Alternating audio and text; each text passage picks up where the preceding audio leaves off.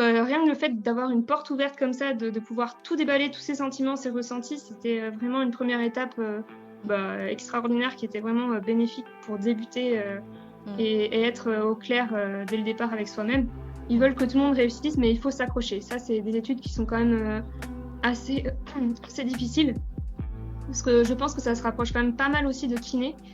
Ah non, ça aussi, ergo, parce que ce que j'aimais bien aussi dans cette profession, c'est, comme infirmière, il y a énormément de services, qui ont besoin d'un ergothérapeute, Mmh. que ce soit donc avec les personnes en situation de handicap, donc comme à la MAS où j'avais travaillé Mmh. en tant qu'infirmière. C'était aussi une motivation et puis se dire que, voilà, j'ai que 30 ans, dans 3 ans, j'en aurai 33, c'est pas, je suis pas à une phase de ma vie où, c'est compliqué avec les enfants, Mmh. où, j'ai l'opportunité de faire ça maintenant et je pense que c'est laisser passer cette occasion, ça aurait été, vraiment, dommage.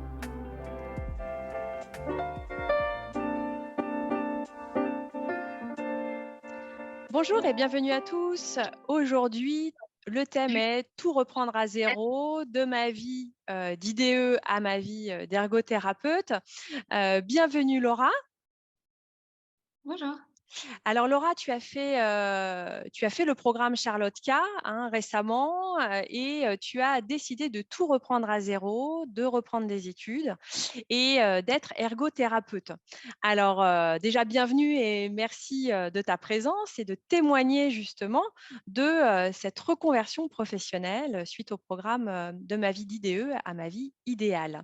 Alors si tu le veux bien, dans un premier temps, est-ce que tu peux te présenter et nous parler un peu, de ton parcours et de ce qui t'a amené finalement, l'élément déclencheur qui t'a, donné envie, de t'inscrire, au programme Charlotte K?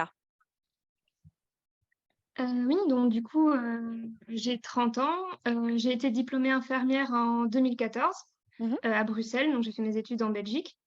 J'avais fait, tout de suite après une spécialisation en santé communautaire. De là, j'ai travaillé, 2 ans en cancérologie et là déjà, je commençais un peu à voir que c'était pas forcément un métier qui me correspondait, parce que j'avais fait ça à la base parce que ma mère était infirmière, donc je me Mmh. suis dit: «Pourquoi pas moi?»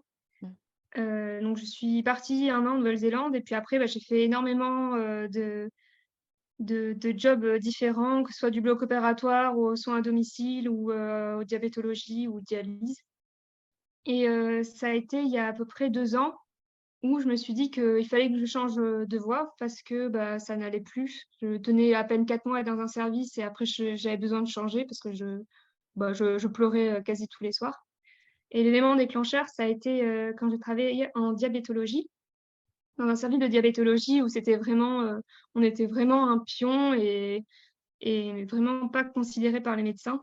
Alors que pour le coup, les patients, ils avaient quand même, un diabète très avancé avec des séquelles avec beaucoup de plaies et c'était trop lourd et je dis pas burn-out, mais j'ai fait une petite dépression qui a duré à peu près 4 mois où, Pôle emploi n'a pas voulu, vu que j'avais démissionné, n'a pas voulu me prendre en charge. Donc du coup, j'étais 4 mois, sans revenu.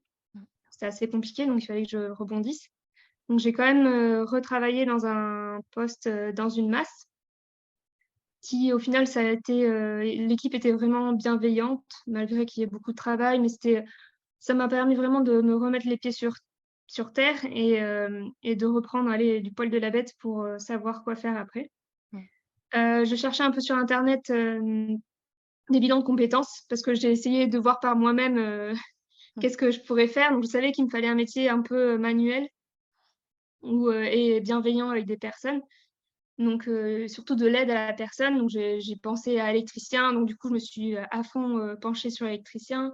J'ai pensé plombière, j'ai pensé, pâtissier, enfin, j'ai beaucoup de métiers qui ont émergé, mais au final, à chaque fois, je me voyais pas au final dedans et je me voyais pas me lancer sans être sûre de ce que j'allais, faire par la suite. Donc je me suis tournée vers les bilans de compétences. Il y a une panoplie qui nous sont proposées, sur internet, dans les CIO ou autres et j'ai vu, c'était dans un magazine, je sais plus lequel exactement, où j'avais vu un article, de Charlotte K et qui m'avait quand même, sauté aux yeux, le fait que ce soit pour les infirmières, par des infirmières. Et donc du coup, ça a été un peu l'élément déclencheur, cet article. Après je me suis renseignée sur internet et je me suis lancée, bien que, je n'avais pas assez de CPF pour, financer, le bilan de compétences. C'était vraiment, allez, le changement de ma vie, qui je regrette absolument pas, quoi.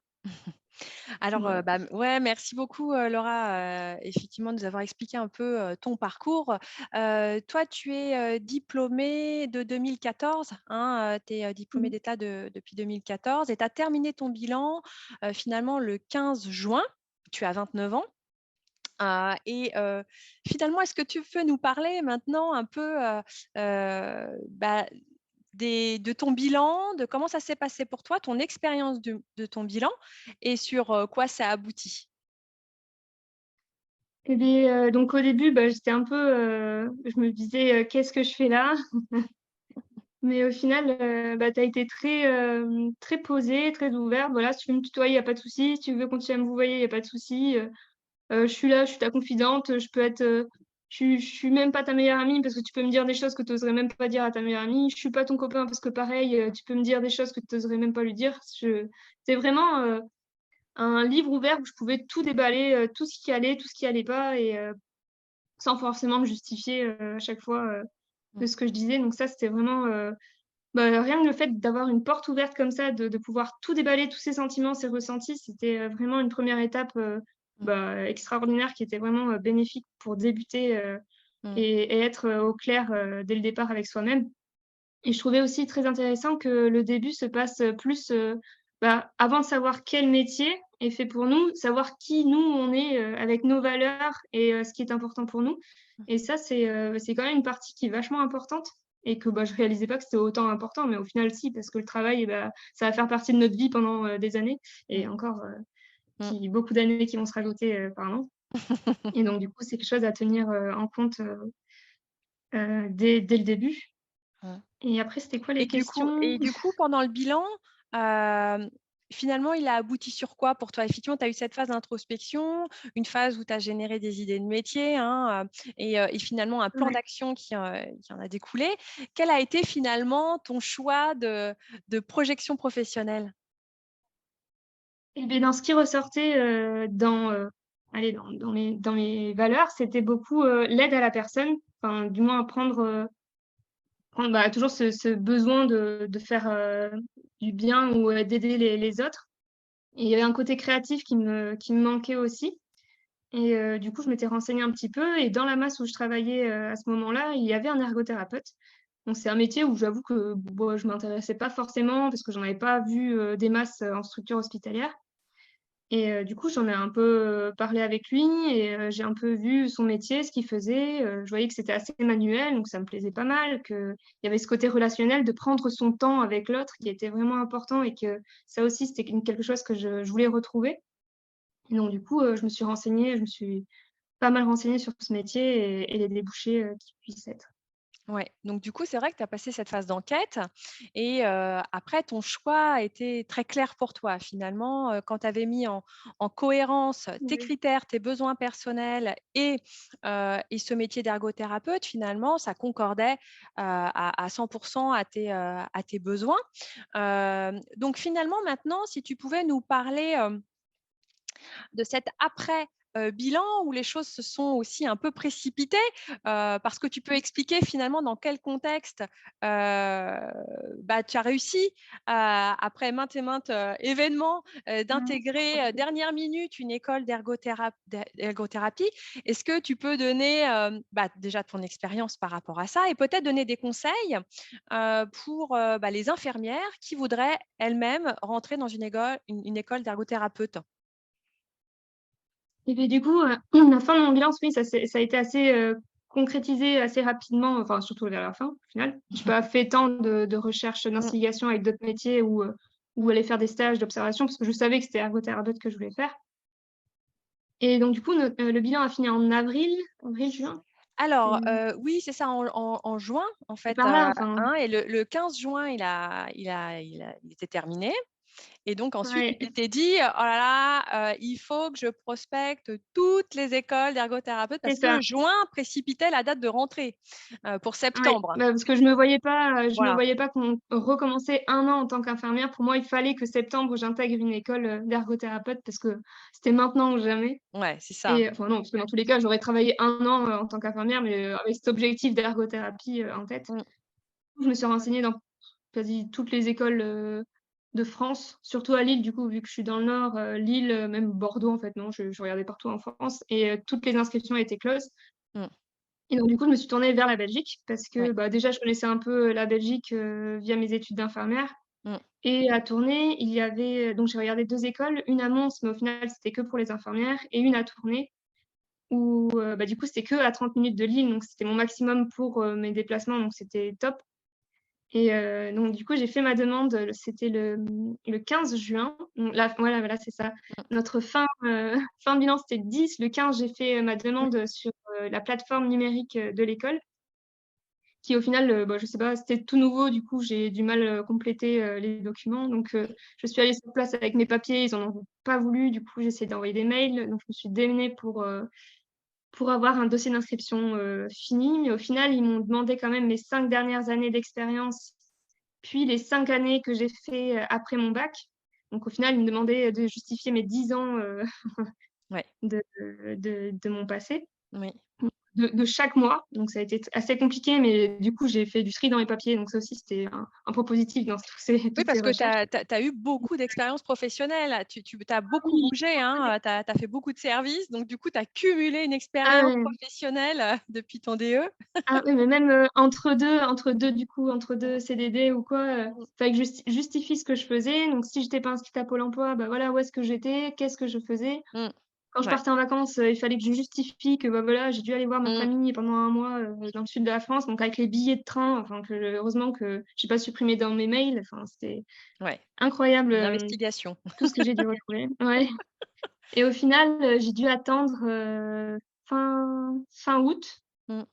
pour, être sûre que je sois prise dans l'école. Oui. Donc ça a été un suspense, jusqu'au bout et la Ouais. rentrée était le 14 septembre. Ouais. Donc voilà. Alors raconte-nous cette Mais rentrée. cette rentrée, bah, j'ai eu, une grosse appréhension. Bon, Ouais. j'avais déjà fait mon petit cartable et tout la veille, tout était Ouais. prêt. Mmh. Le jour J au matin, bah, j'étais assez stressée mais enthousiaste de reprendre, les études et en Mmh. marchant vers le bâtiment, je me suis dit: «Mais qu'est-ce que je fais là?» J'étais Mmh. entourée que de petits jeunes. Je me suis sentie vraiment vieille pour le coup, mais j'ai trouvé une dame du coup qui, reprenait ses études aussi avec qui je m'entends, très, très bien. Elle a gardé son esprit ouvert, et Ouais. c'était vraiment chouette et du coup, bah, je m'entends très bien avec elle et au final, bah, on fait notre petit parcours et dans un sens, c'est bien aussi que je m'évade pas trop avec les jeunes à vouloir faire la fête et tout. Comme ça, je suis, focus sur mon objectif, d'ergothérapie Ouais. et ouais. Et mais alors du coup, comment va se passer ta formation? Est-ce que tu peux nous en parler un peu plus de l'organisation? Alors, Comment ça se passe? c'est sur 3 ans, donc ça je reprends, donc à la base, ça s'appelle un bachelier, donc c'est en Mmh. 3 ans. Je dois, avoir tous les cours, malheureusement, parce que, Ouais. j'ai pas de dispense. Donc j'ai fait la demande, mais j'ai pas de dispense parce que ça fait trop longtemps que j'ai étudié. Donc du coup, il faut D'accord. que je revoie tous les cours. Ouais. C'est dans un sens, c'est pas plus mal, parce que comme ça me refait voir aussi l'anatomie Oui. et ce qui est beaucoup plus pointu, Ouais. qu'en amphi. Là, par exemple, on a passé 2 heures sur un morceau de la hanche, donc c'est Ouais. c'est vraiment il faut vraiment se remettre dans le bain de l'anatomie, pointilleux. Ouais. Et il y a des cours qui correspondent un peu à ceux d'amphi pour l'instant. Donc c'est bien parce que ça me fait des rappels et en même temps, j'apprends aussi de nouvelles choses, donc c'est pas lassant. C'est Ouais. vraiment, pour l'instant, ça me plaît bien. Donc en fait, là, pour le moment, tu es sur des modules théoriques, c'est ça? Là, tu as beaucoup de théorie pour le moment? Ouais, Et est-ce que tu pendant vas toute avoir l'année. des Pendant un stages? an pendant 1 an, j'ai que de la théorie. J'ai D'accord, 3 jours de stage d'observation d'accord. et c'est à partir de la 2e année où j'ai, des stages. Et alors la deuxième année, concrètement, tu vas avoir combien de temps de Tu vas stage, avoir combien de temps de combien de temps de stage? Je sais théorie? pas encore. Je sais pas encore combien de temps de stage je vais avoir, mais je pense que ça sera, un stage. Si c'est comme un FI, de toute façon, ce sera un stage complet et après peut-être la dernière année où il y aura plus de stages que de Ouais, théorie. ou Ouais. d'accord. Et donc là, finalement, donc là, tu es dans les débuts. Est-ce qu'ils t'ont donné une méthode de travail? Qu'est-ce qu'ils t'ont donné comme conseil? Il y a tout un accompagnement à la réussite, ils appellent ça comme ça, où, on a des méthodes d'apprentissage, après il y a des systèmes pas de cours, mais de allez, d'activités pour voir si on est plus visuel, auditif Ouais. ou manuscrit. Donc du coup, ils sont vraiment là pour qu'on réussisse. C'est pas allez, ceux qui sont pas motivés, ils réussissent pas, c'est vraiment, ils Mmh. veulent que tout le monde réussisse, mais il faut s'accrocher. Ça, c'est des études qui sont quand même, assez, assez difficiles parce que je pense que ça se rapproche quand même pas mal aussi de kiné Mmh. où, par exemple, on a pas mal de personnes qui ont fait la première année de kiné et qui se sont orientées plus vers l'ergothérapie Mmh. parce que c'était, bah, déjà, bah, il y en a qui hésitaient entre kiné et ergo et au final, ils voient que kiné, c'est beaucoup trop de d'apprentissage, Mmh. et peu, allez, pas peu avec la personne, mais il y a ce côté aide, aide à l'autonomie qui est moindre que kiné Mmh. Parce que mais oui, je pense que ça finalement, ergothérapeute, quelles vont être, tes missions en tant qu'ergothérapeute?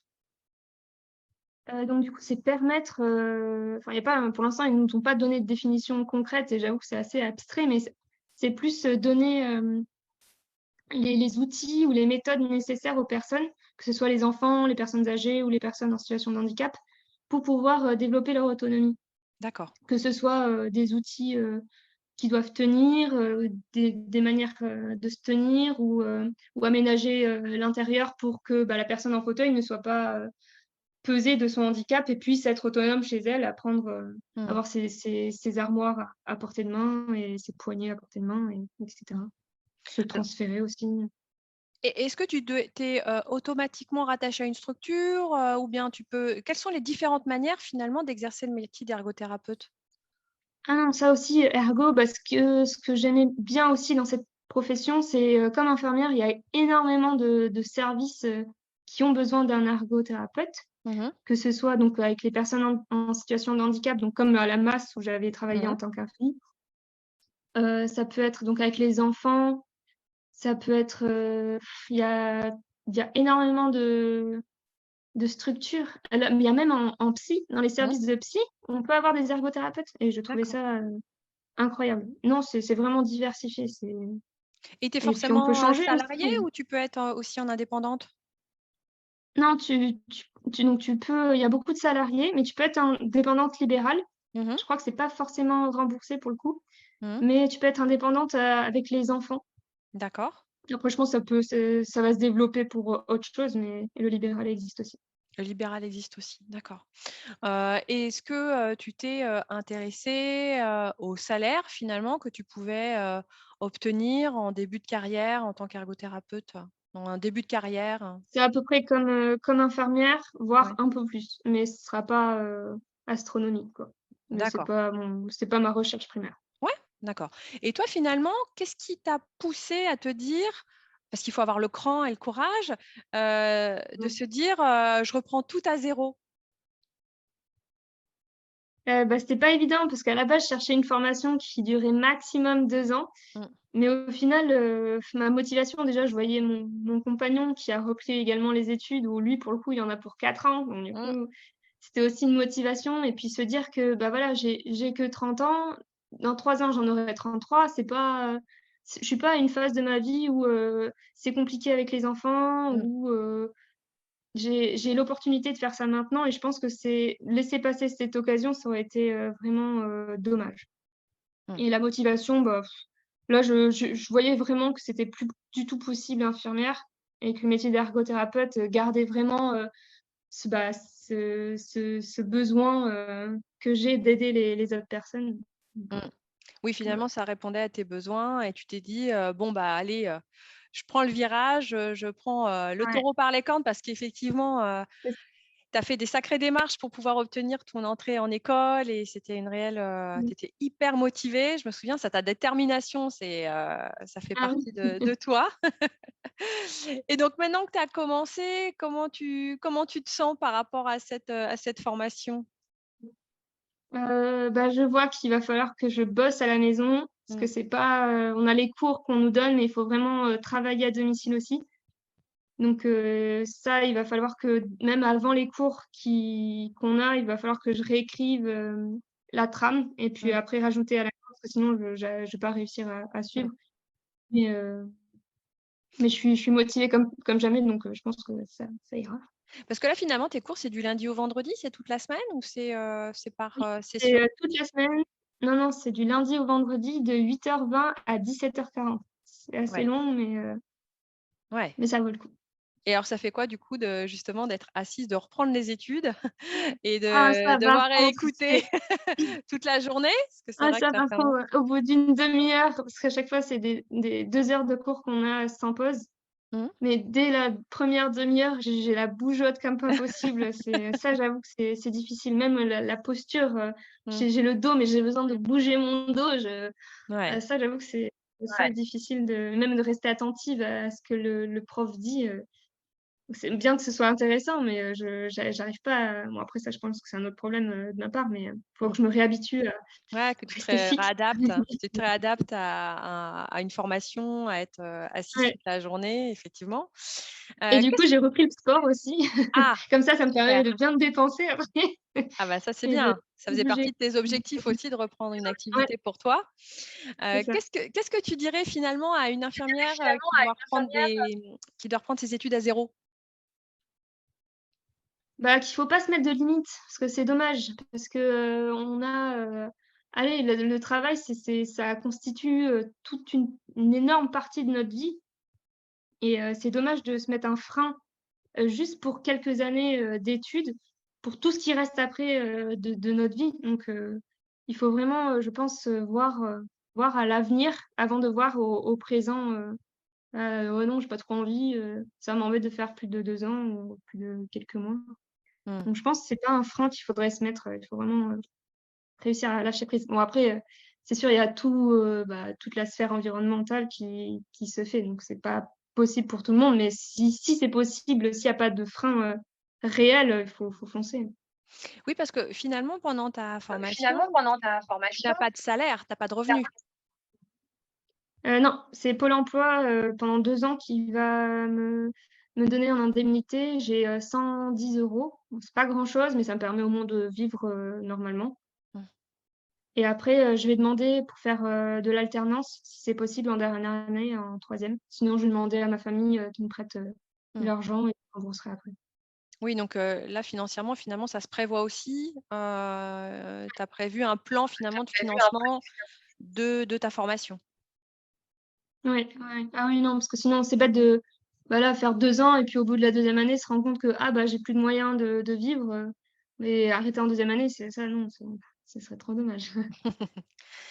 Finalement, qu'est-ce que tu pourrais donner Est-ce que tu pourrais donner comme, comme conseil à une infirmière, qui veut, finalement, qui veut se lancer, dans un projet de formation comme ça, qui peut durer 2, 3 ans, 4 ans? Quel serait te quel ta ton serait, conseil? mon conseil, ça serait de s'accrocher dès le début, d'être organisé et pas se dire que bah, là, par exemple, dans le cas de l'ergo, pas se dire que je vais au cours et puis après basta, comme on pourrait le faire, pendant, bah, quand on travaille. Voilà, on travaille, puis le soir, bah, on met, ses pantoufles et puis on regarde la télé. Non, là, il faut être beaucoup plus, rigoureux avec nous-mêmes et travailler pour réussir. Ça aussi, c'est dommage de travailler, toute l'année et qu'au final, on n'a pas assez travaillé et qu'on repique la deuxième année. Donc ça, c'est encore une année de perdue. Donc Mmh. ça serait, là, moi, j'ai prévu pour 3 ans, je peux pas me permettre de redoubler, Mmh. une année, quoi. Et alors, qu'est-ce que tu dirais Et alors à qu'est-ce que Laura tu dirais alors? du mois de juillet? Du mois de juillet, de l'année dernière, du coup? Ouais, Ah, bah, que j'aurais dû, réfléchir à ça, de faire ça depuis, belle lurette. Ouais, ouais, non, ouais, mais même, enfin, je pense que j'aurais dû me réorienter dès que j'ai vu que les 2 premières années, ça allait pas, en fait. oui. J'ai essayé, bon après c'est bien de persévérer un peu, voir si c'est pas le service ou quoi qui va pas, mais et après c'était aussi allez, pas lâcher les infirmières, mais c'était un peu, fallait faire aussi son deuil du métier. C'est bête, mais c'est réel, hein, Mmh. de se dire: «Bah, voilà, il y a tellement d'infirmières qui partent, il y a tellement un besoin d'infirmières, mais au final, il faut penser à soi parce que sinon, c'est Mmh. c'est plus possible, quoi». Et donc, bah, oui, et donc si je te laissais le mot de la fin finalement, un message, que tu veux, laisser pour tes collègues, pour tes anciennes collègues, les infirmières, tu leur dirais quoi? Bah, pour celles qui aiment leur métier, bah, continuez jusqu'au bout et celles qui en ont marre, bah, pensez à vous et faites ce que vous avez envie. Ne Ça sert à rien de faire un métier en tirant la tête, à en pleurer au soir, à avoir mal au ventre. C'est pas une vie, il faut vivre pour soi et pas pour un métier. Bien, bah, merci Laura, ce sera le mot de la fin. Je te remercie d'avoir témoigné sur, bah, sur ton projet de vie, et bah, j'attends des nouvelles de ta formation. Ça marche. Ça marche? Merci beaucoup Laura. Merci à toi. Au revoir.